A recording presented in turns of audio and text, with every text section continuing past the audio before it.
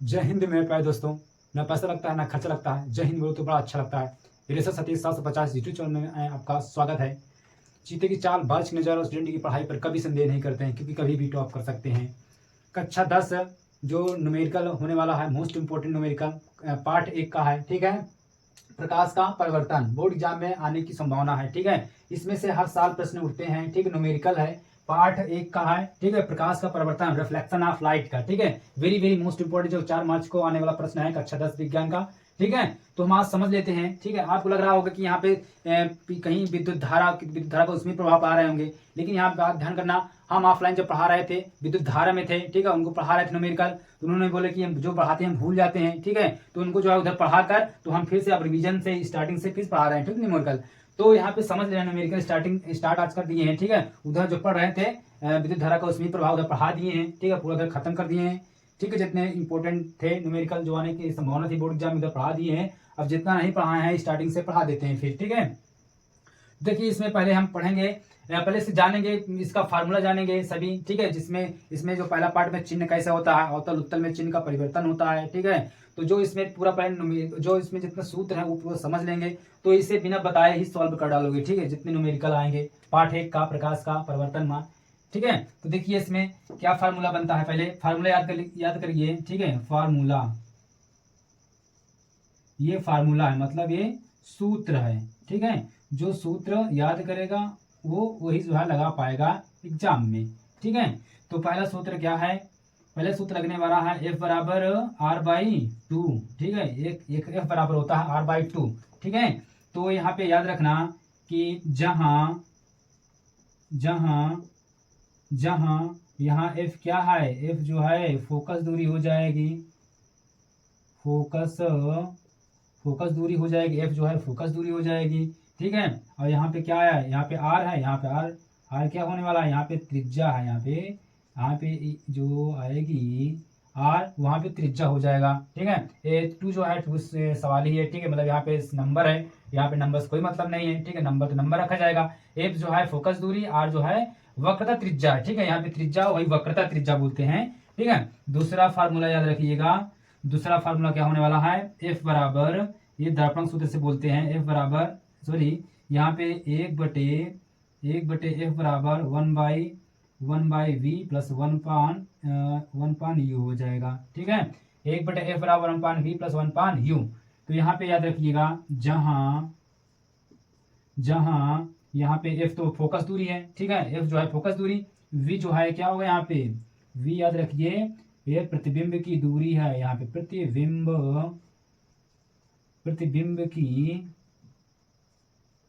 की दूरी है, V जो है प्रतिबिंब की दूरी है।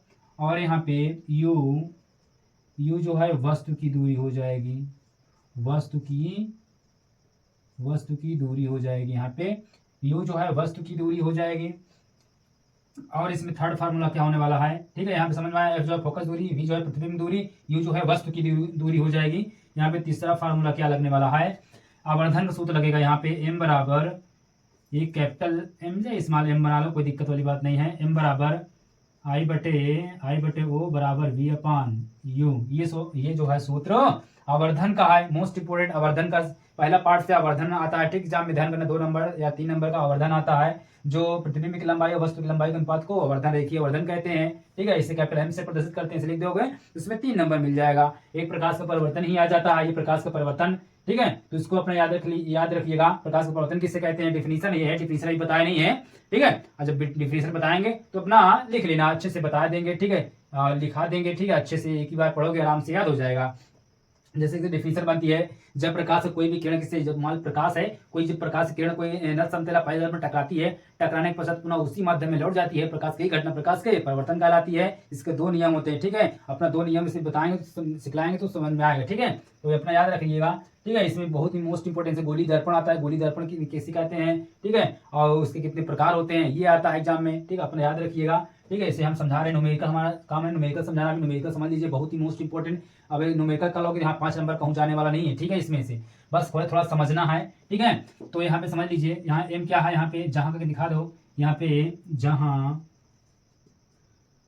जहां M जो है क्या होने वाला, रेखीय आवर्धन। रेखीय आवर्धन, रेखीय आवर्धन हो जाएगा। ठीक है, यहाँ पे आई क्या होने वाला है, आई क्या चीज़ है भाई, आई जो है प्रतिबिंब की लंबाई है। यहाँ पे याद रखना है, प्रतिबिंब की लंबाई है, इतना याद रखना है भैया। जब ये सब याद रहेगा टॉपिक तो न्यूमेरिकल सांस कर डालोगे। ठीक है, एक सांस में कर डालोगे।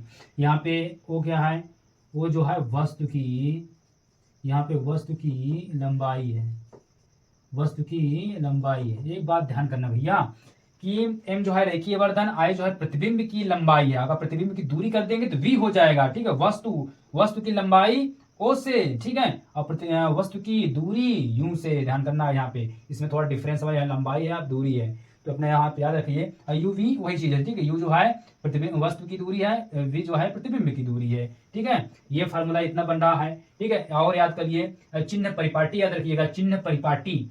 यहाँ पे चिन्ह परिपाटी में क्या याद रखना है, जैसे अगर आ जाए अवतल दर्पण। ठीक है, सॉरी यहाँ पे उत्तल आ जाए, उत्तल दर्पण आएगा तो समझ लेना उत्तल दर्पण में, उत्तल में सभी का मान धनात्मक होगा u को छोड़कर। ठीक है, u के यहाँ लिख लो, u को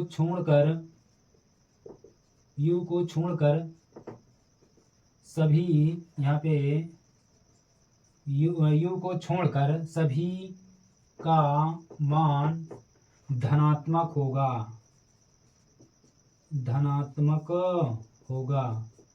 यहाँ पे धनात्मक होगा मतलब यहाँ पे u मतलब ही ऋणात्मक होगा। ठीक है, u मतलब क्या रहेगा, ऋण रहेगा। u जो है ऋण में रहेगा, इतने को छोड़कर सभी का मान क्या होगा, धनात्मक। जितने भी मान रखा जाएगा ये सब धनात्मक होगा, u को छोड़कर, u ही अकेले ऋणात्मक रहेगा। और v में उत्तल में क्या रहेगा, सॉरी अवतल में सभी का मान क्या होगा, ऋणात्मक होगा। ठीक है, सभी का मान जितना भी आएगा सभी का मान ऋणात्मक यहाँ लिख सकते हो। और यहाँ पे और अवतल दर्पण में सभी का मान ऋणात्मक होगा, सभी का मान ऋणात्मक या रखा जाएगा।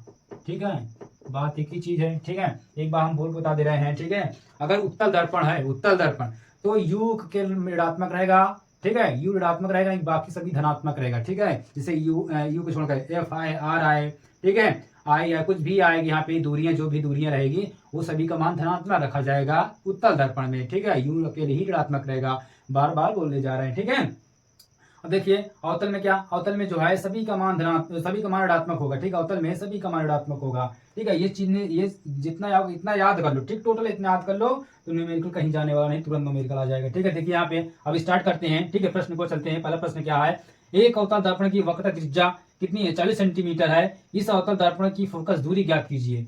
ठीक है, तो क्या है, यहाँ पे देख लेते हैं। देखो भैया क्या कह रहा, अवतल दर्पण यहाँ पे लिख लेंगे भैया, अवतल है, ध्यान रहेगा कि अवतल दर्पण है। ठीक है, अवतल दर्पण में चिन्ह क्या होता है, सभी का मान क्या होगा, ऋणात्मक होगा, कोई भी इसमें धनात्मक नहीं हो सकता है। ठीक है, अवतल में तो यहाँ ध्यान करना, इतना मालूम हो गया। अब जिसका मान दिया उसको रख लेते हैं। ठीक है, वक्रता त्रिज्या, कैसे लिखते हैं, आर होता है, त्रिज्या बोले त्रिज्या आर होती है। यहाँ पे लिख लो, यहाँ पे त्रिज्या मतलब आर होती है, आर बराबर कितना है, यहाँ पे 40 सेंटीमीटर रख लो। और इस अवतल दर्पण की फोकस दूरी एफ से होता है, तो यहाँ पे लिख लो फोकस दूरी एफ से।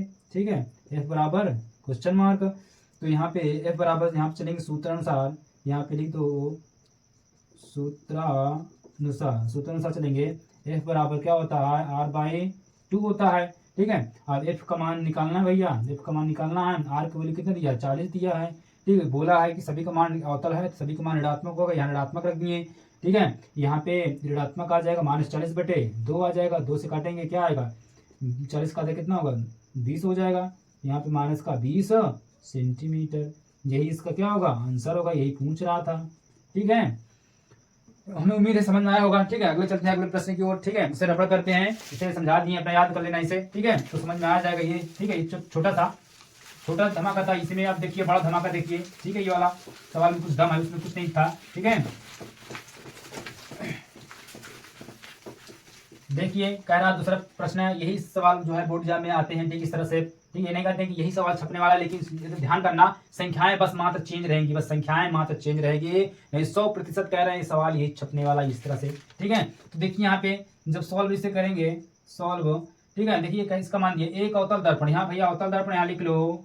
ठीक, एग्जामिनर को ईमान चलेगा भैया कि हाँ समझा हुआ लड़का है कि कैसा दर्पण, दर्पण भी लिखा हुआ है, अवतल अवतल दर्पण, यहाँ पे लिख लीजिए अवतल दर्पण। ठीक है, याद रहेगा कि कौन चीज कैसे क्या रखा जाएगा। अवतल दर्पण कह दिया, सभी का मान क्या होगा, ऋणात्मक होगा। यहाँ पे अवतल दर्पण की फोकस दूरी एफ का मान, यहाँ पे एफ का मान लिख लो भाई, एफ का मान 10 सेंटीमीटर, यहाँ पे 10 सेंटीमीटर तो भी माइनस का, फिर क्या दिया है इसके सामने 15 सेंटीमीटर दूर, 15 सेंटीमीटर दूर रखी है, मतलब वस्तु है कोई वस्तु मतलब 15 सेंटीमीटर दूर रखी है, तो क्या वस्तु की दूरी क्या है, यू से, तो यहाँ बोले हैं लिखवा दिए हैं वस्तु की दूरी क्या यू होता है, 15 सेंटीमीटर दिया है, वो भी माइनस का रखा जाएगा क्योंकि अवतल है।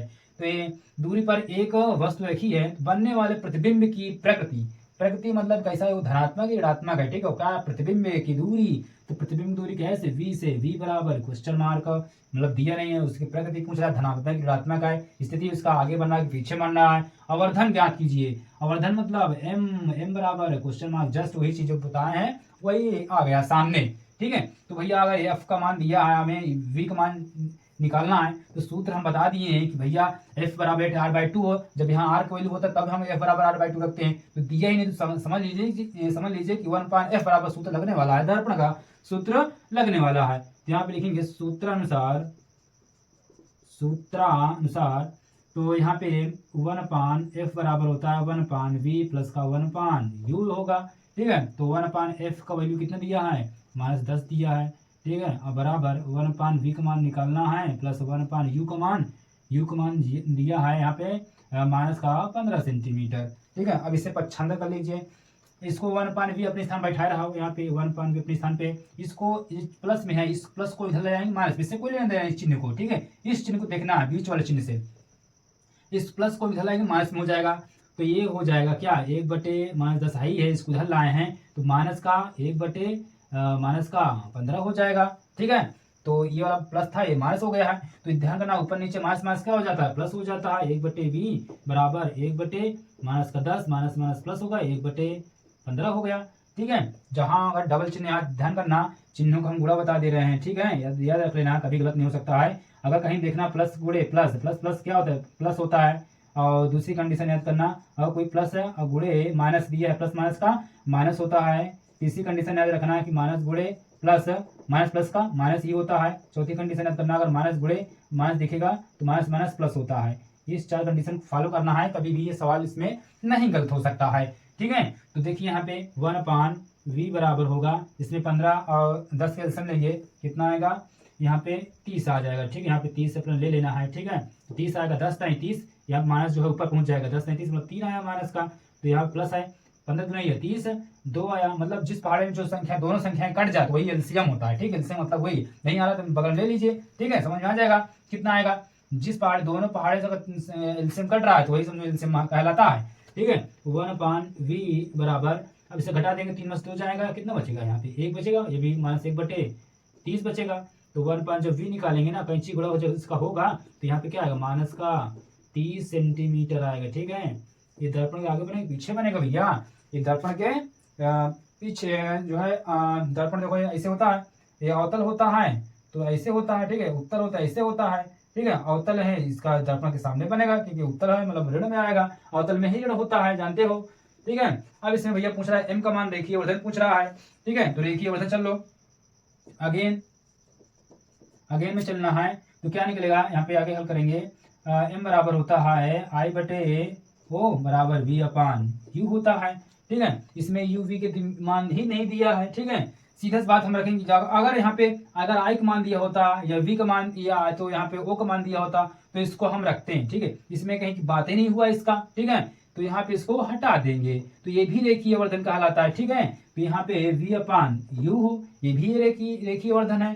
तो यहाँ पे m बराबर v का मान कितना निकल गया 30। लेकिन हाँ एक बात ध्यान करना है, अगर यहाँ पे जब रेखीय वर्धन निकालते हैं तो उसमें माइनस का प्रयोग नहीं करते हैं। ठीक है, सीधा अगर धनात्मक है धनात्मक ही लिखी जाएगी, नेगेटिव या ऋणात्मक मान नहीं रखा जाता है। ठीक है, तो यहाँ पे v का मान कितना 30 निकल के आते हैं, 30 रख देंगे, अब बटे u का मान कितना दिया था 15 दिया था, 15 रख देंगे। तो 15 से 15 काट दो, 15 करने 15, 15 ये 30, तो m बराबर कितना निकल गया, 2 आया, 2 सेंटीमीटर। तो यही भी इसका आंसर हो गया है। ठीक है दोस्तों, अगर समझ में आया होगा, ठीक है, तो लाइक करना, शेयर करना, कमेंट करना, ठीक है, नहीं भूलना। ठीक है, जय हिंद, जय हिंद।